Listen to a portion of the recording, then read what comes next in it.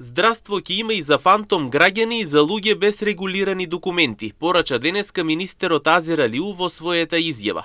Тој рече дека и тие ќе добијат лекарска помош кога ќе им затреба, иако не се целосно заведени во системот. Паралелно државата ќе работи да им се среди статусот.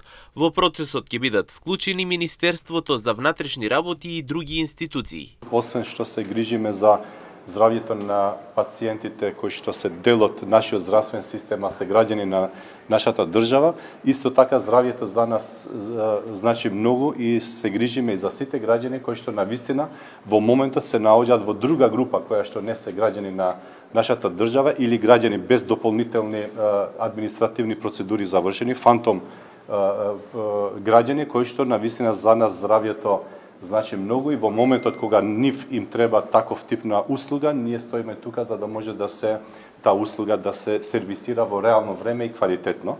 Задоволство за нас како Министерство за здравство да одиме чекор напред, за да може овие процедури да ни бидат и административно завршени, и од техничка гледна точка, и од протоколарна гледна точка, и задоволство понатаму да работиме заедно и со Министерство за внатрешни работи, и со сите стейкхолдери кои што помагаат во овој процес. Министерот за внатрешни работи Панче Тошковски изјави дека долгогодишниот проблем со лицата без државјанство е во завршна фаза на решавање.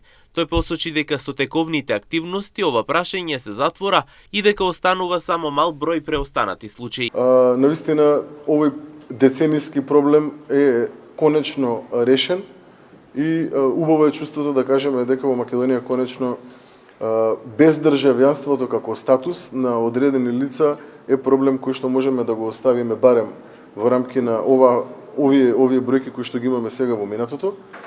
Огромна благодарност и до министерот и до амбасадорот кои што лично се вложија во рамки на овој процес. Огромна благодарност до мисијата на ОПСЕ кои да речам го водеа овој процес практично, така што навистина успехот како таков не е само на Македонија како држава. Слободно можам да констатирам дека со поддршката на мисијата на ОПСЕ навистина направивме една многу значајна работа. Тука лично беше вклучен амбасадорот Килијан Вал и лично сакам да му се заблагодарам особено него за целокупната поддршка која што ја даде.